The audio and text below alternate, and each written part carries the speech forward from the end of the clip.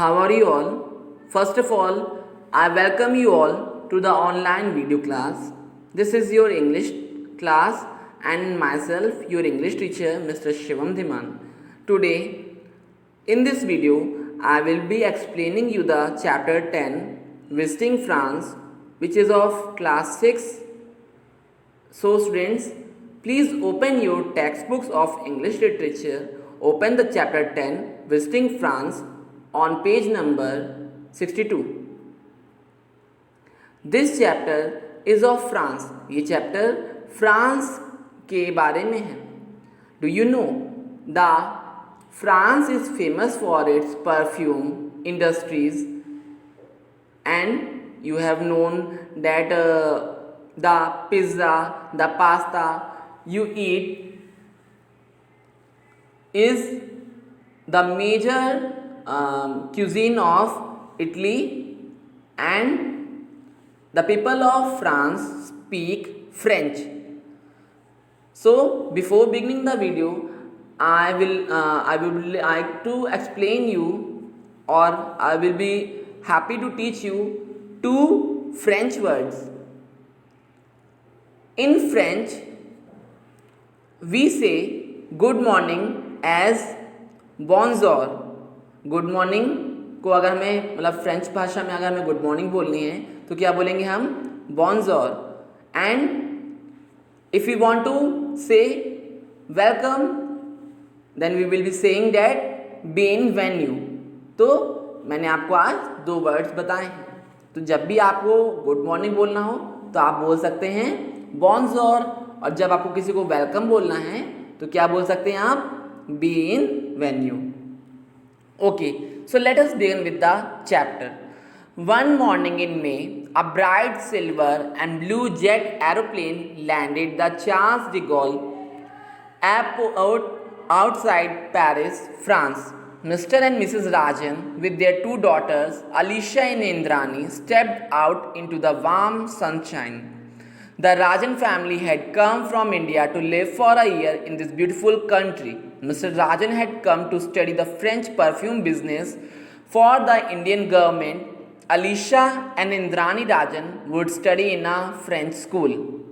एक मई की सुबह एक बहुत चमकीला और नीला jet aeroplane Charles de Gaulle airport पर उतरा. कहाँ? फ्रांस के पेरिस शहर में. फ्रांस के पेरिस शहर में, और पेरिस जो है वो फ्रांस का कैपिटल है. Mister and missus Rajan with their two daughters Alisha and Indrani stepped out into the warm sunshine. तो मिस्टर और मिसेस राजन अपनी दो बेटियों के साथ उस एरोप्लेन से बाहर निकले, जिनका नाम था, दो बेटियों का नाम क्या था? Alisha and Indrani. The Rajan family had come from India to live for a year in this beautiful country. Rajan family India से यहाँ एक साल के लिए रहने आई थी. क्यों आई थी?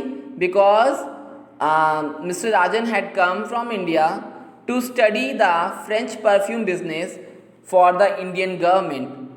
Alisha and Indrani Rajan would study in a French school. So they will be living in the France. वो फ्रांस में रहने वाले थे, अलीशा और Indrani. So their study should not be stop. तो उनकी पढ़ाई ना रुके. तो वो क्या कहाँ पढ़ेंगे? फ्रेंच स्कूल में, है ना.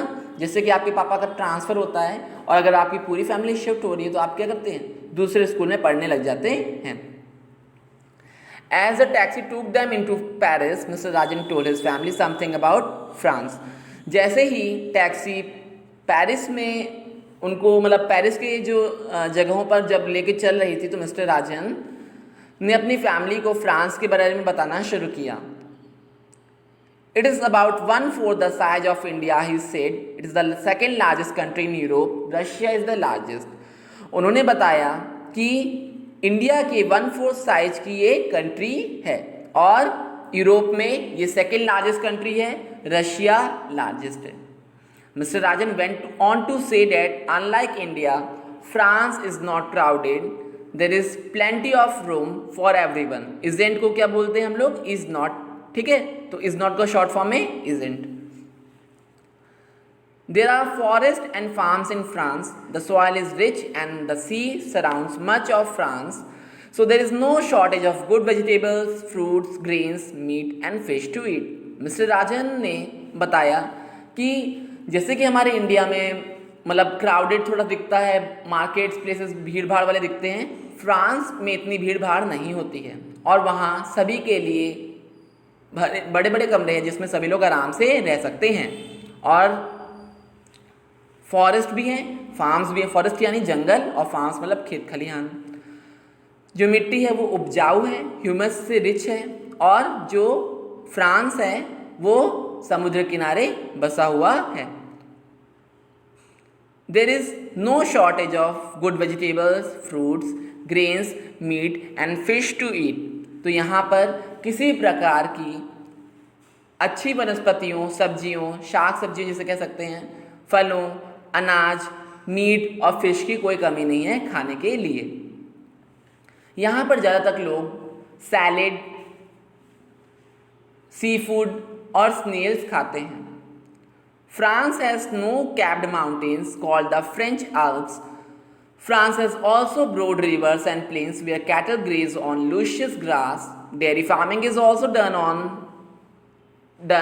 as the French love cheese. It is a part of their diet. On sunny hillsides, juicy grapes from vineyards are harvested and pressed into wine, for which France is famous, added Mr. Rajan. Mr. Rajan ने कहा कि France में बर्फ़ से ढके हुए पहाड़ हैं जिन्हें फ्रेंच अल्प्स भी कहा जाता है।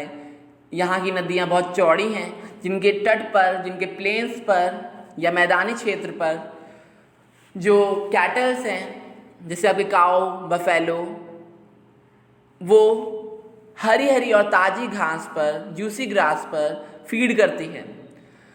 फ्रेंच जो पीपल हैं उन्हें डेयरी फार्मिंग बहुत पसंद है क्योंकि डेयरी फार्मिंग से जो दूध उत्पन्न होता है या पैदा होता है उससे ये चीज़ प्रोड्यूस करते हैं। और आप जानते ही होंगे कि इनके ज़्यादातर फूड प्रोडक्ट्स में चीज़ ये लोग डालते हैं, चाहे वो आपका पास्ता हो या आपका पिज़्ज़ा हो, है ना। तो डेयरी फार्मिंग भी बहुत ज़्यादा प्रैक्टिस होती है। और जो ग्रेप्स है उसको फर्मेंट मतलब उसका जो जूस एक्सट्रैक्ट किया जाता है उसको फर्मेंट करके वाइन बनाई जाती है, जिसके लिए फ्रांस बहुत ज़्यादा पॉपुलर, फेमस है। France has also large cities and many factories. The country has almost everything that people need for a comfortable and happy life. Suddenly, Indrani pointed at something and said excitedly, "Oh, there's the Eiffel Tower. It looks just like it is on postcards." तो France में बड़े बड़े शहर और बड़ी बड़ी फैक्ट्रियाँ भी हैं और ये शहर एक ऐसा शहर है, एक ऐसा देश है जहाँ सब कुछ है कि लोग कंफर्टेबली और खुशी से रह पाएँ। तभी अचानक से इंद्राणी ने किसी चीज़ पर पॉइंट आउट किया और खुशी से मतलब कौतूहल से भरा हुआ या उत्सुकता से भरे हुए कहा, ओह देखो ये तो ईफिल टावर है। ये बिल्कुल वैसा ही लग रहा है जैसा कि मैंने पोस्टकार्ड्स में देखा था। मिस्टर राजन ने कहा, yes that's right. The Eiffel Tower is a symbol of France, just the same way as the Taj Mahal is a symbol of India.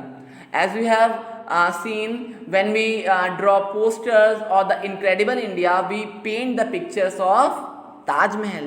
So, if we want to describe the France, the famous place is the Eiffel Tower where people love to visit. Okay, you have seen many movies like Jhoom Barabar Jhoom, which is shooted, the movie is shooted at that place and the movie is picturized on that background where Eiffel Tower can be easily visible to the viewers. Okay, तो Eiffel tower जो है वो France की famous जगह है जैसे कि Taj Mahal India की। Paris is a very beautiful old city. Its white stone buildings gleam in the sun. The people love the outdoors, especially the parks and gardens. There are parks with ponds where children sail toy boats. In some of the parks, there are rows of trees and flowers everywhere. Some of the trees are trimmed so that they look like huge green lollipops. The city is well maintained, that is why the people of Paris are proud of their city. It is also the reason why tourists love to visit this city and speak highly of it. तो Paris एक बहुत ही सुंदर पर प्राचीन शहर भी है।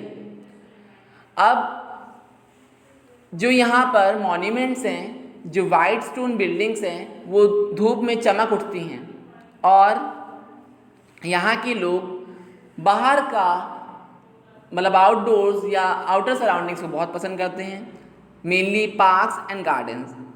अब यहाँ पर पार्क्स हैं जिनमें तालाब हैं, सरोवर हैं, ताल हैं, जहाँ बच्चे अपनी टॉय बोट्स चलाते हैं।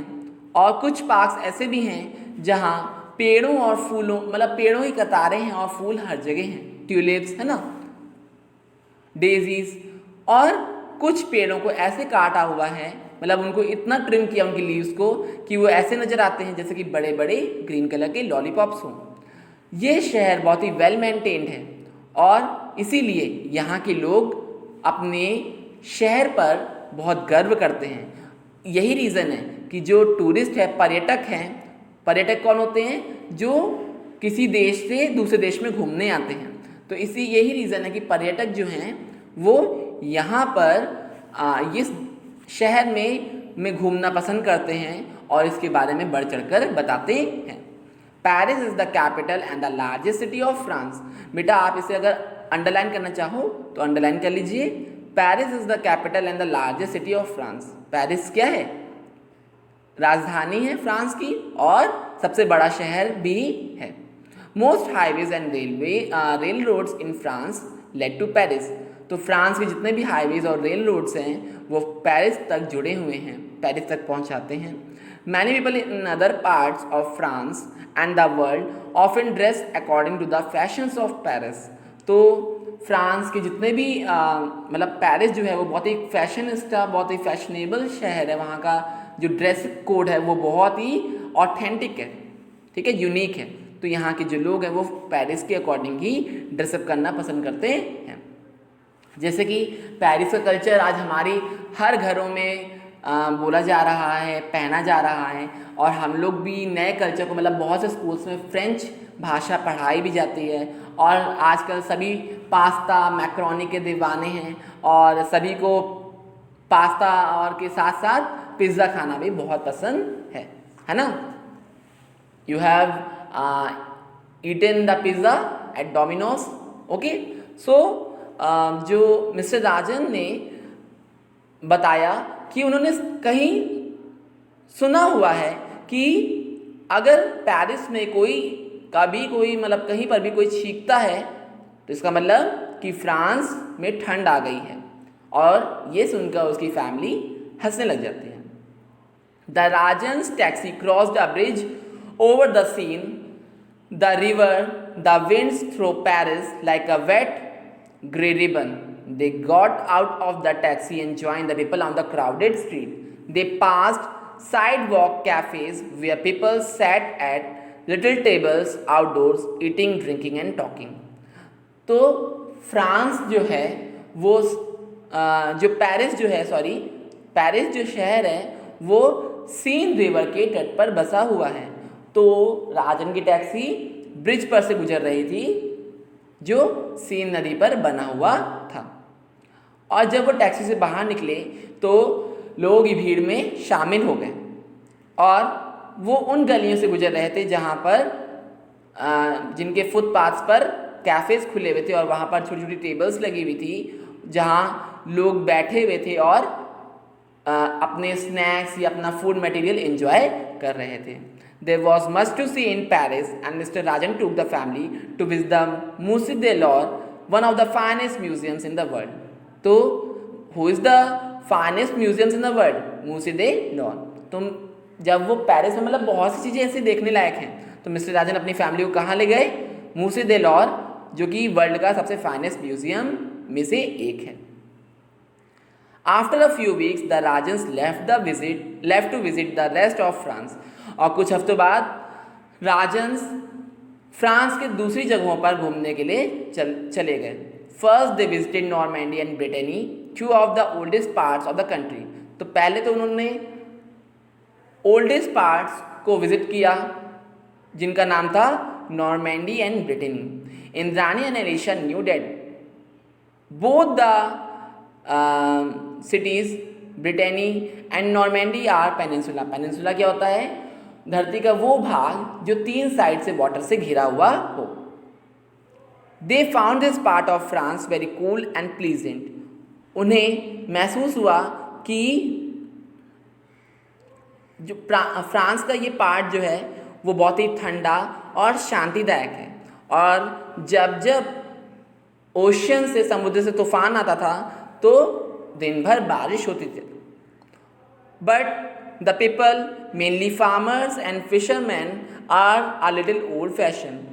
They are not interested in trying new things, unlike the people in other parts of France. तो यहाँ पर जो farmers और fishermen हैं वो अभी भी अपने कल्चर्स को फॉलो करते हैं, अभी भी फैशनेबल नहीं हुए हैं. जैसे कि फ्रांस बहुत ही पॉपुलर है अपने फैशन को और लुक्स को लेके. राजन्स ने पुरानी बंदरगाह पर भी गए. And they also knew that in the days of wooden sailing ships soldiers and colonists had sailed from there. तो उन्हें पता था कि जब पुराने ज़माने में जब लकड़ी के जो जहाज चलते थे तो उस समय वर्ल्ड वॉर सेकेंड के आखिरी दिनों में वहाँ पर बॉम्ब्स फटे थे और बुलेट्स जो थे उन्होंने पार्क्स, गार्डन्स और ट्रीज़ को भेद दिया था.